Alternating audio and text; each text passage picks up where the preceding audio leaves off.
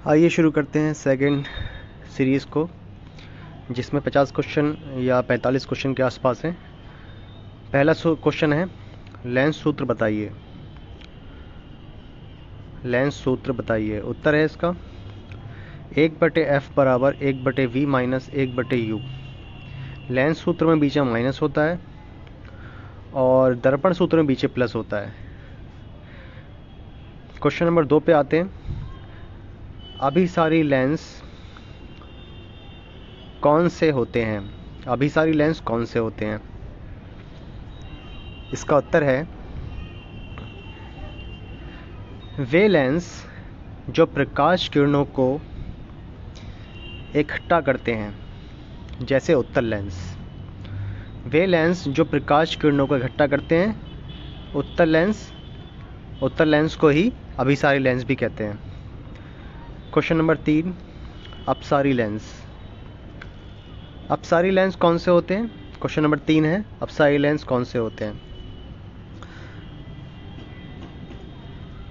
उत्तर है वे लेंस जो प्रकाश किरणों को फैलाते हैं। वे लेंस जो प्रकाश किरणों को फैलाते हैं अपसारी लेंस कहलाते हैं, जिसमें अवतल लेंस आता है। क्वेश्चन नंबर 4 है, उत्तल लेंस की फोकस दूरी धनात्मक होती है ऋणात्मक? उत्तल लेंस की फोकस दूरी धनात्मक होती है या ऋणात्मक? इसका आंसर है उत्तल लेंस की फोकस दूरी धनात्मक होती है। उत्तल लेंस की फोकस दूरी धनात्मक होती है। क्वेश्चन नंबर 5 पे आते हैं।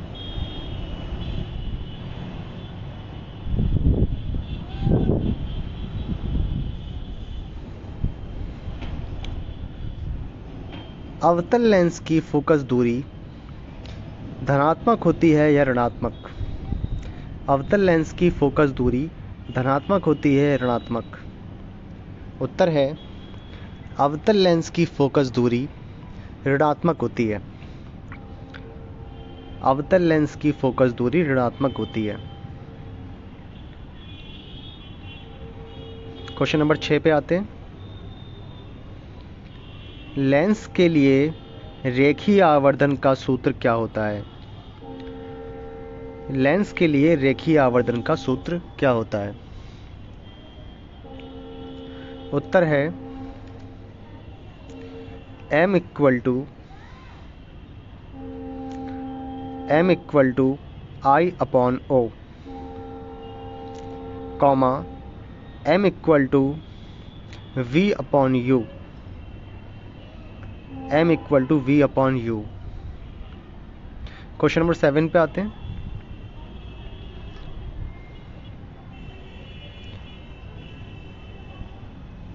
रेखीय आवर्धन क्या होता है? क्वेश्चन नंबर 7, रेखीय आवर्धन क्या होता है? इसका उत्तर है प्रतिबिंब की लंबाई और वस्तु की लंबाई के अनुपात को रेखीय आवर्धन कहते हैं। प्रतिबिंब की लंबाई और वस्तु की लंबाई के अनुपात को रेखीय आवर्धन कहते हैं। क्वेश्चन नंबर 8 की तरफ आते हैं।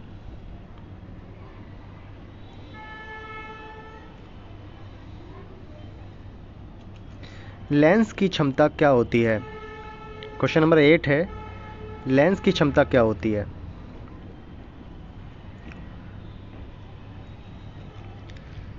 लेंस द्वारा प्रकाश किरणों को इकट्ठा करने या फैलाने के जो सामर्थ्य होता है, उसी को लेंस की क्षमता कहते हैं। लेंस द्वारा प्रकाश किरणों को इकट्ठा करने या फैलाने के सामर्थ्य को ही लेंस की क्षमता कहते हैं। क्वेश्चन नंबर 9, लेंस की क्षमता का सूत्र क्या होता है? लेंस की क्षमता का सूत्र क्या होता है? उत्तर है P बराबर 1/f। 1/f जब होगा जब f मीटर में होगा, या फिर P इक्वल टू 100/f। जब 100 ऊपर आ जाएगा तो f सेंटीमीटर में होगा। क्वेश्चन नंबर 10,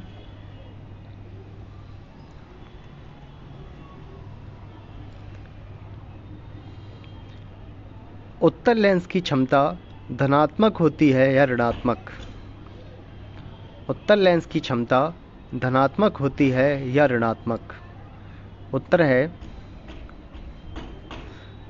उत्तल लेंस की क्षमता धनात्मक होती है। उत्तल लेंस की क्षमता धनात्मक होती है। क्वेश्चन नंबर 11 की ओर आते हैं। अच्छा, क्वेश्चन नंबर 10 में देख लेते हैं। धनात्मक होती है तथा अवतल लेंस की क्षमता ऋणात्मक होती है। अवतल लेंस की क्षमता ऋणात्मक होती है। धनात्मक किसकी होती है? उत्तल लेंस की धनात्मक होती है। अवतल लेंस की क्षमता ऋणात्मक होती है। क्वेश्चन नंबर 11, लेंस की वक्रता बढ़ने या घटने पर फोकस दूरी पर क्या असर होता है? लेंस की वक्रता घटने या बढ़ने पर फोकस दूरी पर क्या असर होता है? उत्तर है वक्रता बढ़ने पर फोकस दूरी कम हो जाती है, जबकि वक्रता कम होने पर फोकस दूरी बढ़ जाती है।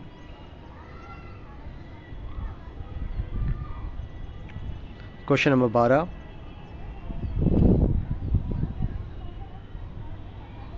अवतल लेंस के उपयोग क्या होते हैं? अवतल लेंस के उपयोग बताना है हमें यहाँ पर। उत्तर है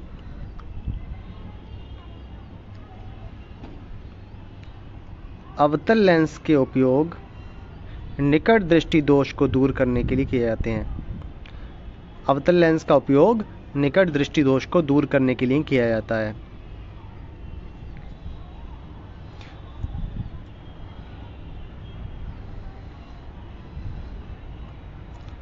क्वेश्चन नंबर 13 पे आते हैं। इसके बाद क्वेश्चन नंबर 13, उत्तल लेंस के उपयोग लिखिए। उत्तल लेंस के उपयोग क्या होते हैं? उत्तल लेंस का जो पहला उपयोग है वो घड़ी साज द्वारा छोटे पुर्जों को देखने में किया जाता है। घड़ी संभालने वाला जो होता है उसे घड़ी साज कहते हैं, और जो छोटे पुर्जे होते हैं उसको देखने के लिए उत्तल लेंस का यूज़ करता है वो। दूसरा इसका उपयोग है आँख, कान आदि के अंदर देखने में जो लेंस यूज़ होता है उसे उत्तल लेंस कहते हैं। तीसरा इसका भाग है प्रकाशिक यंत्र होते हैं जैसे दूरदर्शी, सूक्ष्मदर्शी आदि में भी इनका यूज़ किया जाता है। चौथा है चश्मों में भी इसका यूज़ करते हैं दूर दृष्टि दोष को दूर करने के लिए। चश्मे में भी इसका यूज़ करते हैं दूर दृष्टि दोष को दूर करने के लिए। प्रश्न नंबर 15 पे आते हैं। 14 होना चाहिए था, यहाँ 15 हो गया धोखे से। डायोप्टर किसका मात्रक होता है? डायोप्टर किसका मात्रक होता है? उत्तर है डायोप्टर लेंस की क्षमता का मात्रक होता है। डायोप्टर लेंस की क्षमता का मात्रक होता है।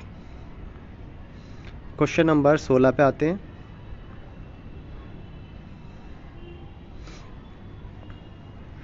कॉर्निया किसे कहते हैं? क्वेश्चन नंबर 16 है कॉर्निया किसे कहते हैं?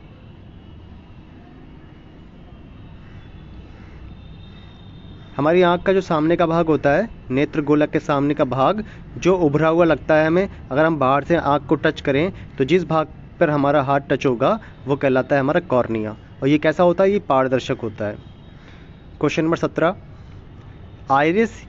आइरिस को परितारिका भी कहते हैं। आइरिस किसे कहते हैं, यानी परितारिका किसे कहते हैं?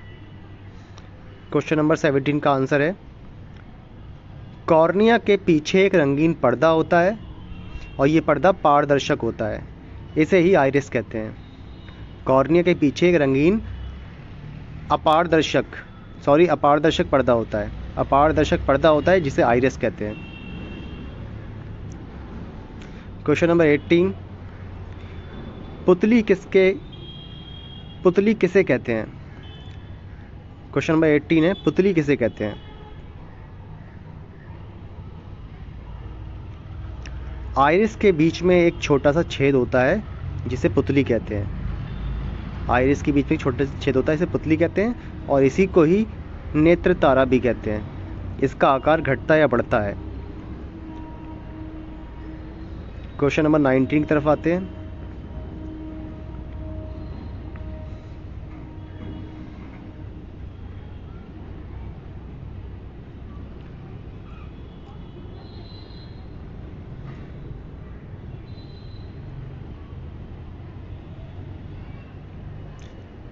क्वेश्चन नंबर 19,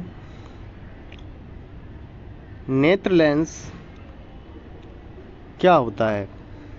नेत्र लेंस क्या होता है? उत्तर है, नेत्र लेंस आइरिस के ठीक पीछे प्रोटीन का बना एक पारदर्शक मुलायम द्विउत्तल लेंस होता है। इसे ही नेत्र लेंस कहते हैं। आइरिस के ठीक पीछे एक प्रोटीन का बना पारदर्शक मुलायम द्विउत्तल लेंस होता है। द्विउत्तल लेंस होता है, इसी को ही नेत्र लेंस कहते हैं। प्रश्न नंबर 20 पे आते हैं। रेटिना क्या है? प्रश्न नंबर 20 है, रेटिना क्या है? इसका उत्तर है, नेत्र के पीछे के भाग में एक दृष्टि नाड़ियों का बना पर्दा होता है, जिसे रेटिना कहते हैं। इस रेटिना को ही दृष्टि पटल भी कहा जाता है। नेत्र के पीछे के भाग में एक दृष्टि नाड़ियों का बना पर्दा होता है, जिसे रेटिना कहते हैं, और ये रेटिना ही दृष्टि पटल कहलाता है। हमारे आँख में जो प्रतिबिंब बनता है वस्तु का, वो इसी रेटिना पर बनता है। क्वेश्चन नंबर 21 पे आते हैं। रेटिना में किस प्रकार की कोशिकाएं पाई जाती हैं? रेटिना में किस प्रकार की कोशिकाएं पाई जाती हैं? उत्तर है, रेटिना में 2 प्रकार की कोशिकाएं पाई जाती हैं।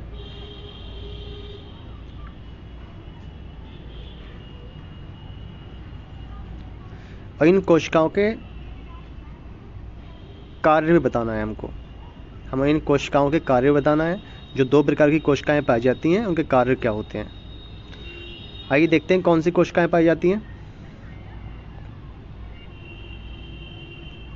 रेटिना में 2 प्रकार की कोशिकाएं पाई जाती हैं, जिसमें पहली कोशिका होती हैं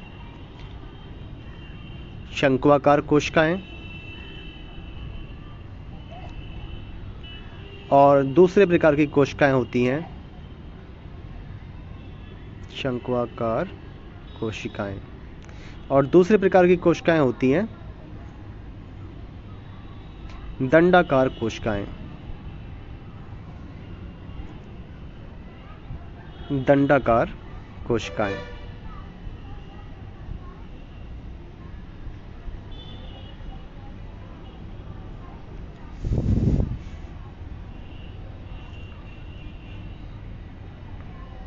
इन कोशिकाओं के कार्य बताना है हमको। अब शंक्वाकार कोशिकाएं किस काम में आती हैं, दंडाकार कोशिकाएं किस काम में आती हैं। तो जो शंक्वाकार कोशिकाएं होती हैं, वो रंगों को देखने के काम में आती हैं। हमारे आँख में जो रंग दिखाई देते हैं, वो किन कोशिकाओं की वजह से दिखाई देते हैं? शंक्वाकार कोशिकाओं की वजह से दिखाई देते हैं। शंक्वाकार कोशिकाएं रंगों को देखने का काम करती हैं। दूसरी जो दंडाकार कोशिकाएं होती हैं, वो प्रकाश की तीव्रता को बताती हैं कि प्रकाश कम है या तेज़ है, हल्का है, दिन है, रात है। कौन बताता है? प्रकाश की तीव्रता को बताने के लिए दंडाकार कोशिकाएं काम में आती हैं।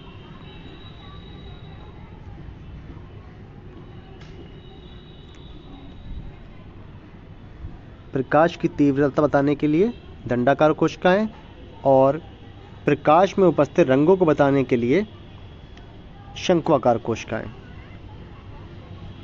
क्वेश्चन नंबर 23 है,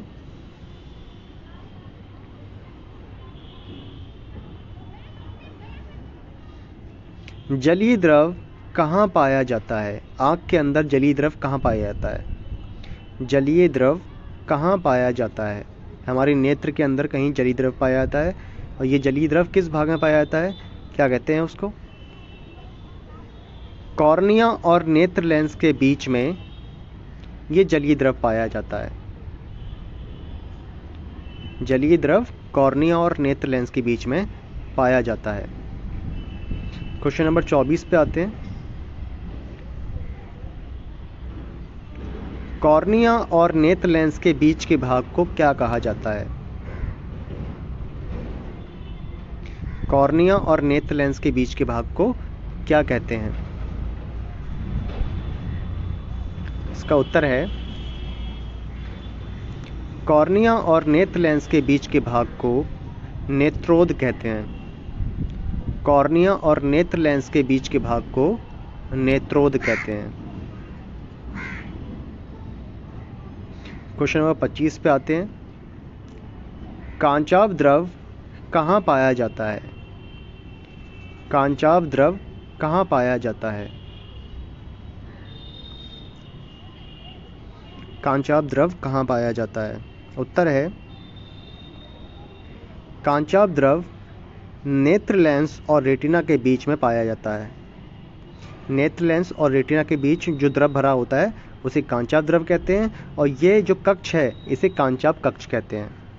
नेत्र लेंस और रेटिना के बीच का जो भाग है वो कांचाभ कक्ष कहलाता है। क्वेश्चन नंबर 26 पे आते हैं। पीत बिंदु क्या होता है? पीत बिंदु क्या होता है? उत्तर है इसका रेटिना के केंद्र के पास एक पीला बिंदु होता है।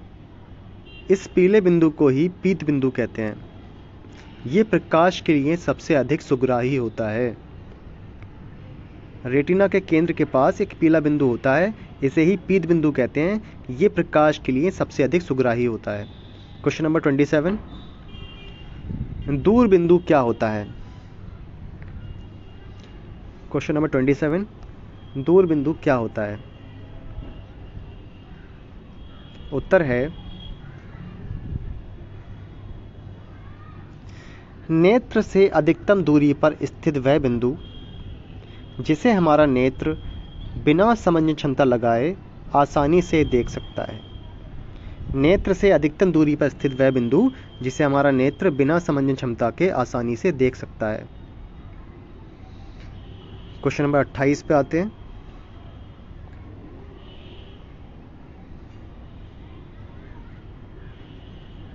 निकट बिंदु क्या होता है? अगला क्वेश्चन है निकट बिंदु क्या होता है?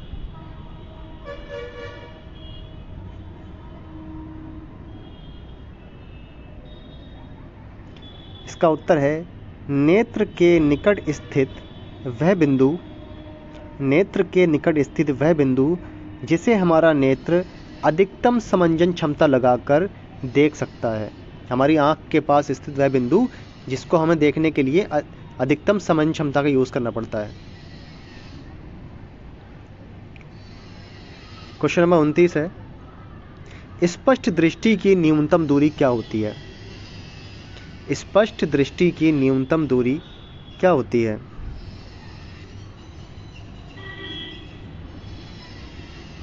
इसका उत्तर है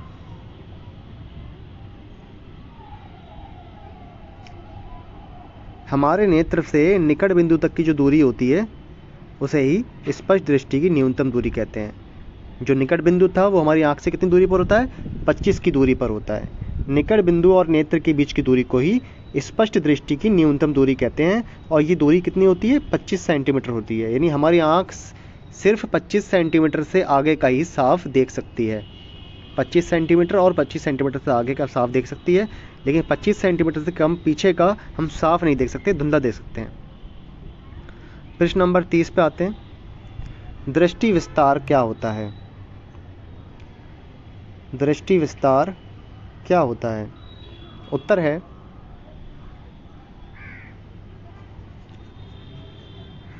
निकट बिंदु और दूर बिंदु के बीच के क्षेत्र को ही दृष्टि विस्तार कहते हैं।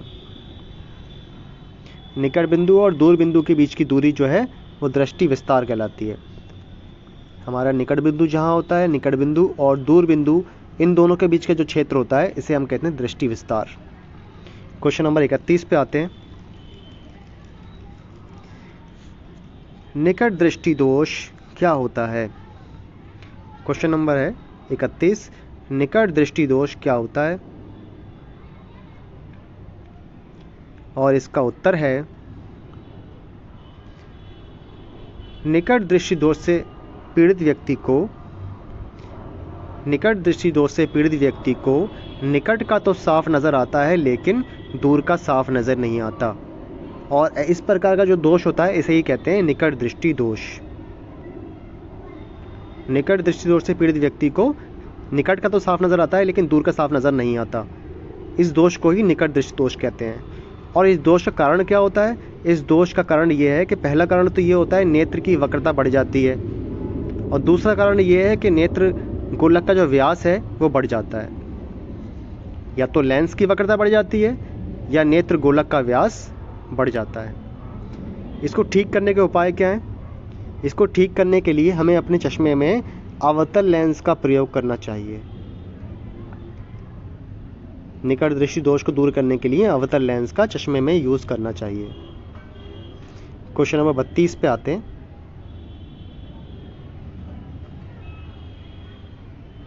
दूरदृष्टि दोष क्या होता है? दूरदृष्टि दोष क्या होता है?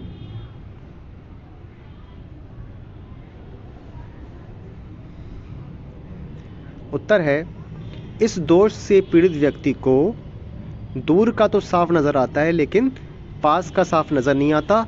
इस प्रकार के दोष को ही दूरदृष्टि दोष कहते हैं। दूरदृष्टि से पीड़ित व्यक्ति को दूर का तो साफ नजर आता है लेकिन पास का साफ नजर नहीं आता, और इस प्रकार का दोष दूरदृष्टि दोष कहलाता है। और इसके जो कारण होते हैं उसमें पहला कारण है नेत्र की वक्रता का कम हो जाना। नेत्र लेंस की जो वक्रता होती है, नेत्र लेंस की जो वक्रता होती है वो कम हो जाती है। और दूसरा इसका कारण है नेत्र गोलक का व्यास कम हो जाता है। इससे बचने के लिए उपाय क्या है? इससे बचने का चश्मे में उत्तल लेंस का यूज़ करें तो इसको हम दूर कर सकते हैं। क्वेश्चन नंबर 33, वर्णांधता क्या होती है? वर्ण होते हैं रंग और आंधता होती है अंधापन। वर्णों के लिए अंधापन जो होता है उसे कहते हैं वर्णांधता। इस रोग से पीड़ित व्यक्ति कुछ विशेष प्रकार के रंगों में अंतर नहीं कर पाते। रंगों में अंतर नहीं कर पाते, कुछ विशेष प्रकार के रंगों में उन्हें डिफरेंस मालूम नहीं पड़ता है। तो इस प्रकार का जो रोग होता है ये कहलाता है वर्णांधता।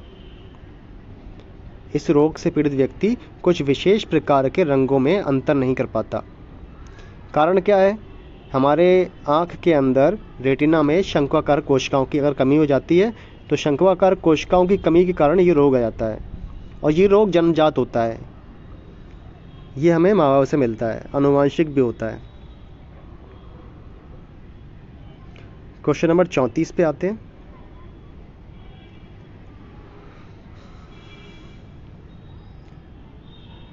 जरा दूरदृष्टिता रोग क्या होता है? जरा दूरदृष्टिता रोग क्या होता है? उत्तर है, उम्र बढ़ने के साथ साथ नेत्र की मांसपेशियों की समझने क्षमता खत्म हो जाती है, छीड़ हो जाती है। उम्र बढ़ने के साथ साथ नेत्र की मांसपेशियां कमजोर हो जाती हैं, जिससे दूर या पास या दोनों जगह का साफ नजर नहीं आता, और इस प्रकार का दोष जरा दूरदृष्टिता कहलाता है। प्रश्न नंबर 35 पे आते हैं। नेत्र लेंस किस प्रकार का होता है? नेत्र लेंस किस प्रकार का होता है? उत्तर है,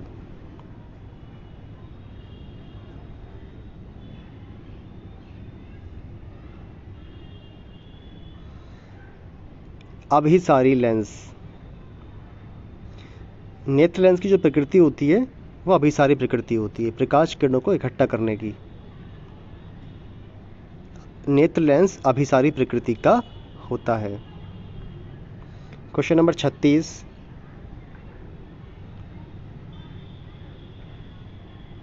प्रतिबिंब नेत्र में कहाँ बनता है? क्वेश्चन नंबर 36 है, प्रतिबिंब नेत्र में कहाँ बनता है? इसका उत्तर है, प्रतिबिंब नेत्र में रेटिना पर बनता है। प्रतिबिंब नेत्र में रेटिना पर बनता है। रेटिना एक पर्दा होता है जिस पर सभी वस्तुओं के प्रतिबिंब आँख के अंदर कहाँ बनते हैं? रेटिना पर बनते हैं।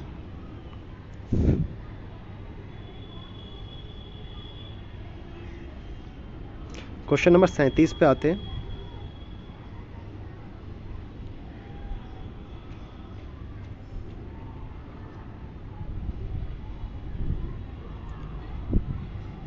प्रकाश का परावर्तन क्या होता है?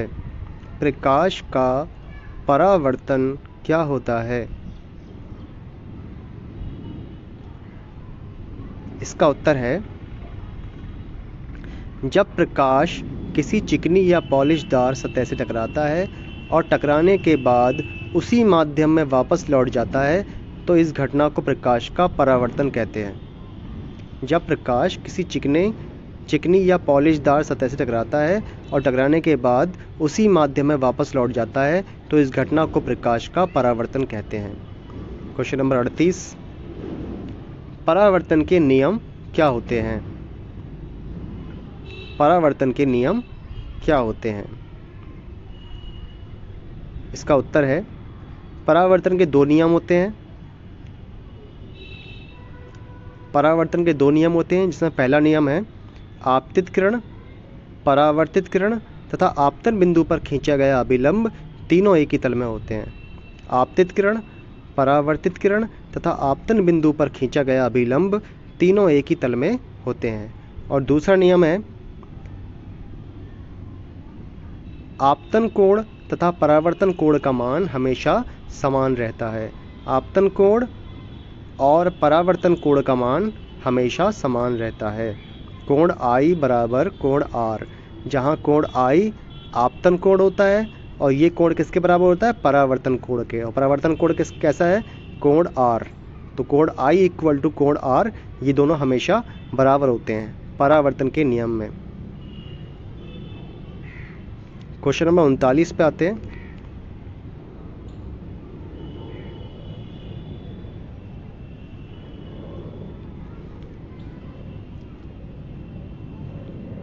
फोकस दूरी क्या होती है? फोकस दूरी क्या होती है? इसका उत्तर है, ध्रुव और मुख्य फोकस के बीच की दूरी को फोकस दूरी कहते हैं। ध्रुव और मुख्य फोकस के बीच की दूरी को फोकस दूरी कहते हैं। क्वेश्चन नंबर 40 पे आते हैं। मुख्य फोकस क्या होता है? क्वेश्चन नंबर 40 है, मुख्य फोकस क्या होता है?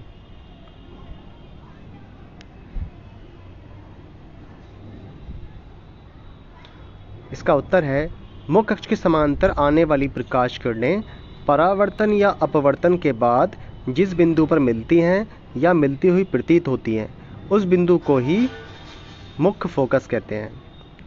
उस बिंदु को ही मुख्य फोकस कहते हैं। मुख्य अक्ष के समांतर आने वाली प्रकाश किरणें परावर्तन या अपवर्तन के बाद जिस बिंदु पर मिलती हैं या मिलती हुई प्रतीत होती हैं, उसे ही मुख्य फोकस कहा जाता है। क्वेश्चन नंबर 41 पे आते हैं। वक्रता केंद्र क्या होता है? वक्रता केंद्र क्या होता है?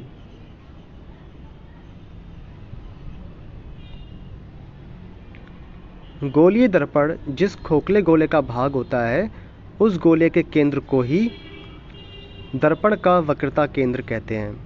गोलीय दर्पण जिस खोखले गोले का भाग होता है, उस गोले के केंद्र को ही दर्पण का वक्रता केंद्र कहते हैं।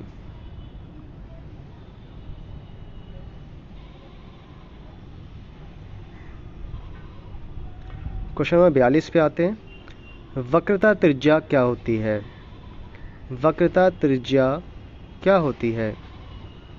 क्वेश्चन नंबर 42 का उत्तर है, ध्रुव और वक्रता केंद्र के बीच की दूरी को ध्रुव और वक्रता केंद्र के बीच की दूरी को वक्रता त्रिज्या कहते हैं।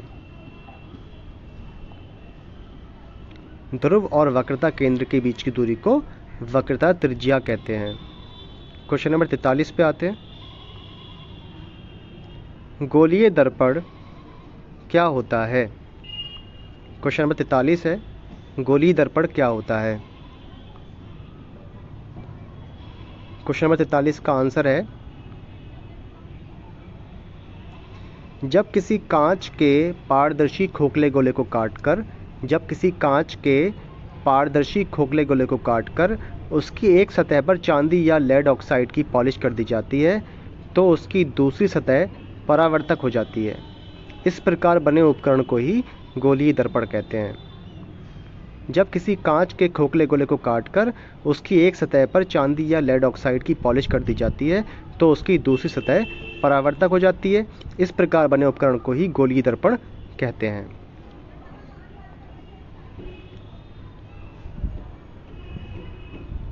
क्वेश्चन नंबर 44 पे आते हैं। प्रकाश का अपवर्तन क्या होता है? क्वेश्चन नंबर 44 प्रकाश का अपवर्तन क्या होता है? उत्तर है, जब प्रकाश एक माध्यम से दूसरे माध्यम में जाता है तो वह अपने मार्ग से विचलित हो जाता है। जब प्रकाश एक माध्यम से दूसरे माध्यम में जाता है तो वह अपने मार्ग से विचलित हो जाता है और ये घटना ही प्रकाश का अपवर्तन कहलाती है। क्वेश्चन नंबर 45 पे आते हैं। अपवर्तन के नियम क्या होते हैं? अपवर्तन के नियम बताना है हमको यहाँ पर। उत्तर है, अपवर्तन के भी दो नियम होते हैं। जैसे परावर्तन के दो नियम थे, वैसे ही अपवर्तन के दो नियम होते हैं। और पहला नियम है यहाँ पर, आपतित किरण, अपवर्तित किरण तथा आपतन बिंदु पर खींचा गया विलंब तीनों एक ही तल में होते हैं। आपतित किरण, अपवर्तित किरण तथा आपतन बिंदु पर खींचा गया विलंब तीनों एक ही तल में होते हैं। और दूसरा नियम है,